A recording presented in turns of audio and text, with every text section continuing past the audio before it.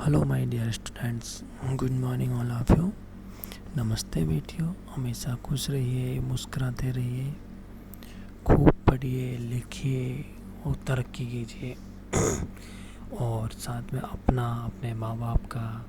अपनी यूनिवर्सिटी का, अपने देश का नाम रोशन कीजिए। Myself JBN Pushpendra Bhardwaj, assistant professor, department of education, Jyoti Vidyapeeth Women's University in Jaipur. Today we will discuss on unbalanced growth in an economy। कि अपने इससे पहले डिस्कस किया था कि बैलेंस ग्रोथ के ऊपर डिस्कस किए थे, उसके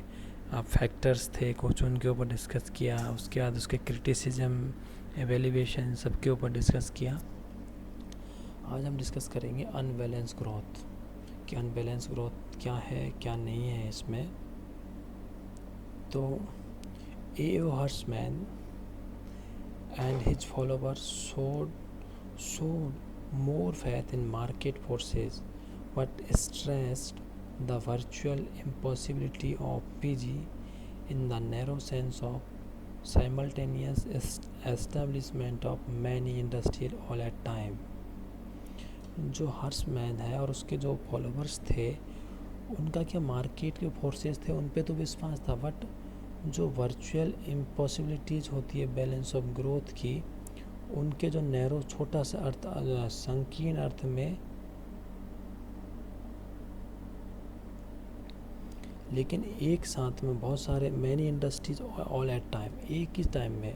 बहुत सारी इंडस्ट्रीज़ के साइमल्टेनियस एस्टेब्लिशमेंट के जो उसको बैलेंस ऑफ ग्रोथ और नैरो सेंस था,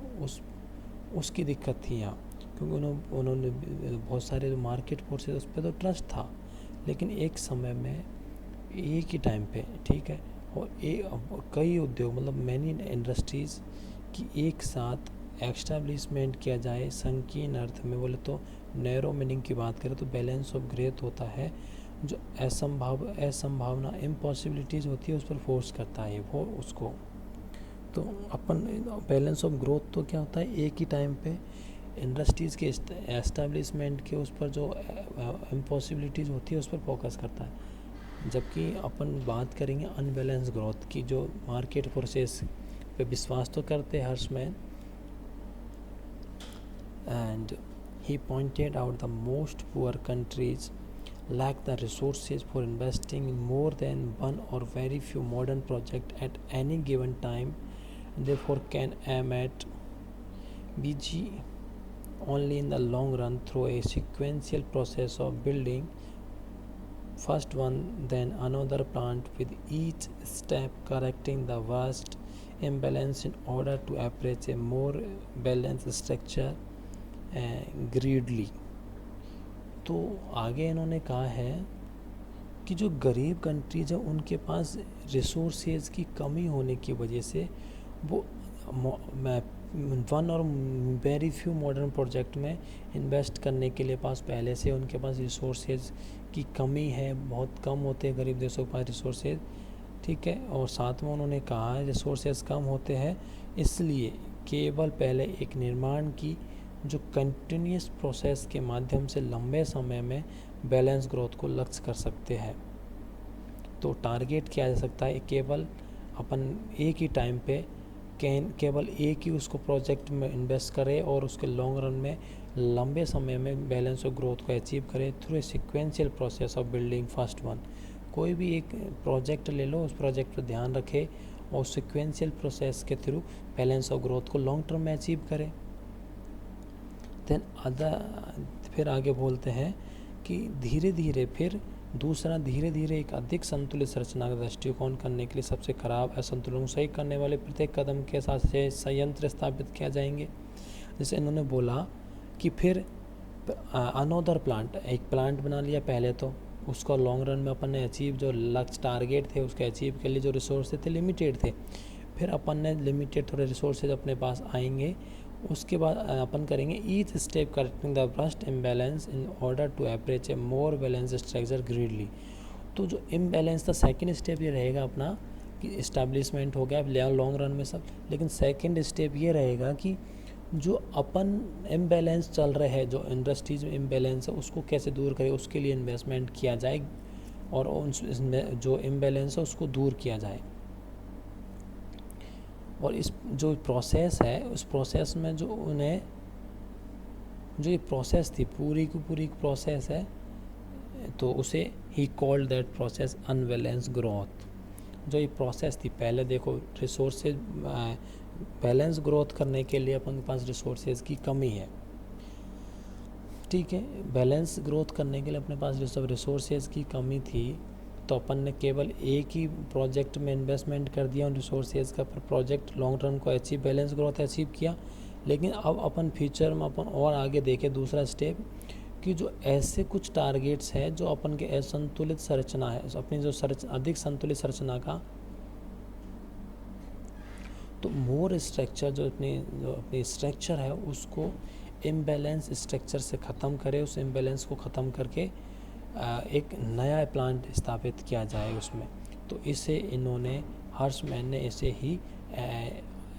अनबैलेंस्ड ग्रोथ के नाम से पुकारा है। And argue that market forces are likely to add it because imbalance creates shortage who impact on prices render their relief or elimination more profitable।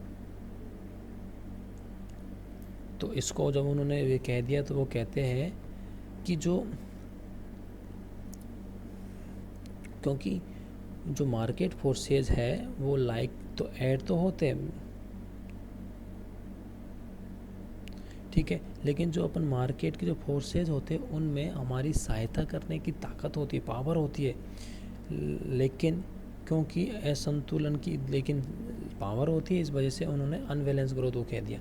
Because क्योंकि imbalance create shortage, imbalance होता है वो shortage को जन्म देता है,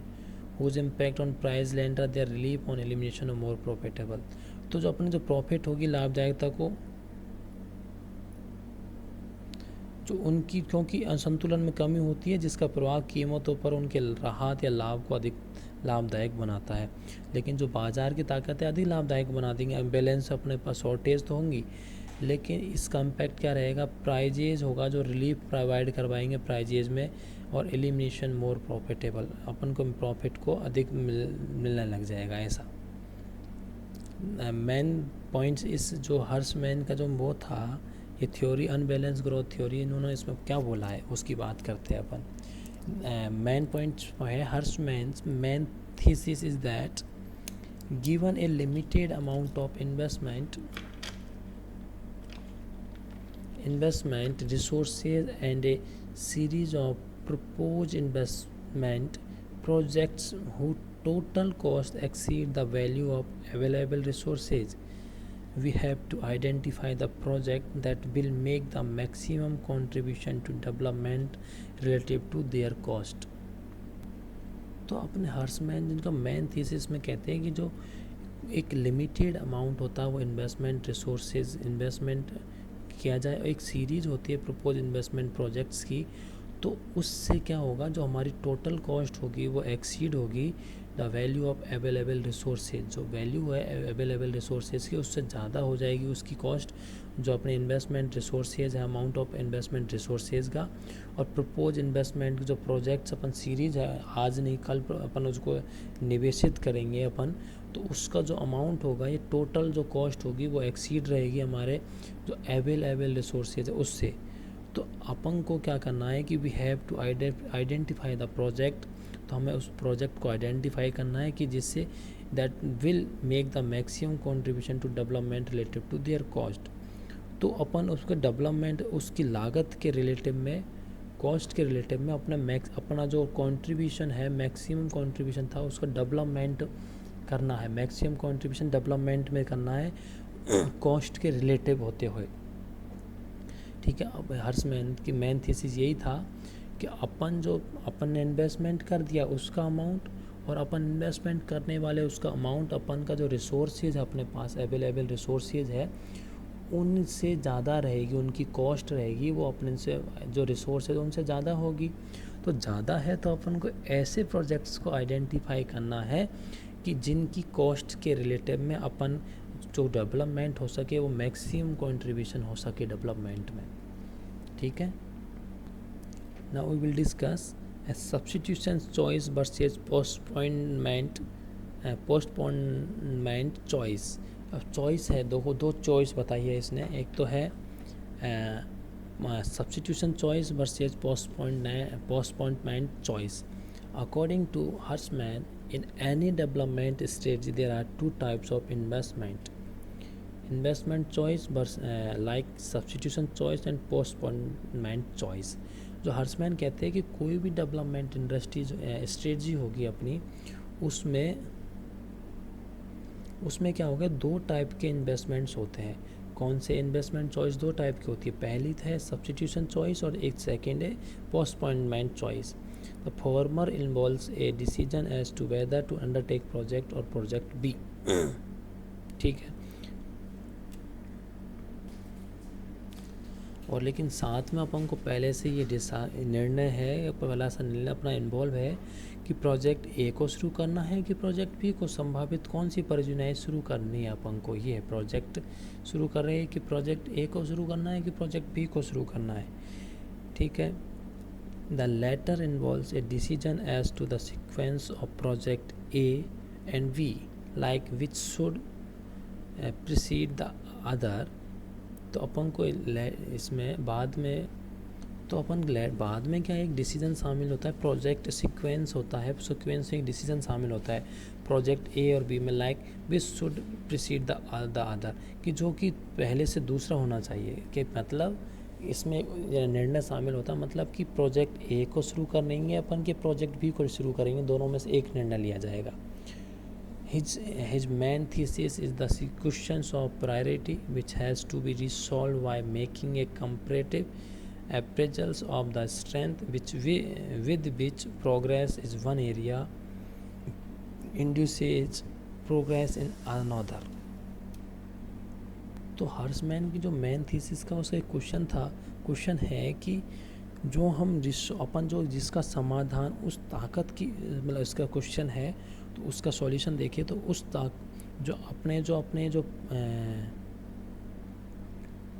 जो अपनी ताकत की तुलनात्मक मूल्यांकन करके किया जाना चाहिए, जिसके साथ एक क्षेत्र में प्रगति दूसरे में प्रगति को प्रेरित करती है। मतलब अपने प्रोजेक्ट बी, ए और बी है, दो प्रोजेक्ट है, तो उन दोनों में से कौन सा प्रोजेक्ट शुरू करना, तो ये क्वेश्चन है सब मेन थीसिस का। तो मेन थीसिस का जब ये क्वेश्चन है तो अपन को कौन सा प्रोजेक्ट शुरू करना चाहिए, कि उसमें अपन की जो ताकत है, कंपैरेटिव अप्रेजल से अपनी स्ट्रेंथ है, तो उसमें कंपैरेटिव करना चाहिए कि दोनों में से हमें कौन से में ज़्यादा स्ट्रेंथ है, कि प्रोजेक्ट ए में है कि प्रोजेक्ट बी में है,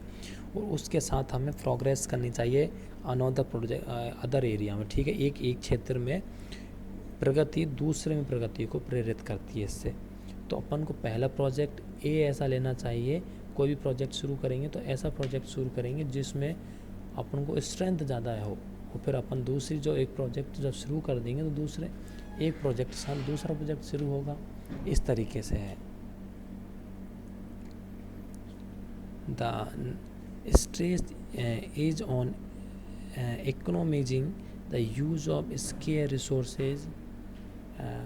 through proper decision making so as to achieve both effectiveness choosing the project and efficiency completing the same at lowest cost in terms of resources consumed। तो यहाँ दिक्कत है कि जो अपने पास स्केयर रिसोर्सेज है, मतलब जिनकी कमी है, तो उनका इस तरीके से यूज़ लेना है, प्रॉपर डिसीजन मेकिंग के थ्रू यूज़ लेना है, सो एज़ टू अचीव बहुत इफेक्टिवनेस, ताकि ऐसे रिसोर्सेज जो अपने पास कम मात्रा में स्केयर में रिसोर्सेज है, उनका यूज़ इस तरीके से प्रॉपर डिसीजन मेकिंग के थ्रू यूज़ लेना है, और अपन को इफेक्टिवनेस अचीव करनी है दोनों प्रोजेक्ट में, choosing the project and efficiency completing the same at the lowest cost, ताकि जो अपने संसाधनों की जो कॉस्ट है वो कम से कम हो सके, lost cost in term of resources consume, resources भी यूज़ हो और लेकिन कम से कम लागत में यूज़ हो। इस तरीके से प्रोजेक्ट अपने पास जो रिसोर्सेज है दोनों उन इसके रिसोर्सेज का यूज़ इस तरीके से करना है, इफेक्टिव मेकिंग प्लानिंग मेकिंग के थ्रू, मेकिंग प्लानिंग के थ्रू, कि अपन ऐसा प्लान बनाए कि जो इसके रिसोर्सेज का यूज़ हो सके और और कम से कम अपने कॉस्ट है दोनों प्रोजेक्ट्स को अचीव करने की, वो कॉस्ट कम से कम हो सके। In Hirschman's view, the real scarcity in LDC is not the physical, human and man-made resources. जो least developed countries है उनमें फिजिकल ह्यूमंस की और एंड मैन मेड रिसोर्सेज की कमी नहीं है, बल्कि as a labour and capital इनकी भी कमी नहीं है। But this the man means and ability to make the best possible utilisation of them. जो रिसोर्सेज है उनका बेस्ट और मीन्स एबिलिटी कैसे यूज़ कर सके, पॉसिबल बेस्ट पॉसिबल यूटिलाइजेशन कैसे हो सके उनका, इसकी सबसे बड़ी कमी है लीस्ट इन डेवलपिंग कंट्रीज़ में। The scarcest resources in LDCs the decision making porter entrepreneur ability. जो LDCs है उनमें सबसे बड़ी रिसोर्सेज की कमी क्या है, स्केर्सिटी रिसोर्सेज की कमी क्या है कि प्रॉपर डिसीजन मेकिंग नहीं है, एंटरप्रेन्योरल जो एबिलिटी है वो नहीं है। So preference has to be accorded to the sequence of projects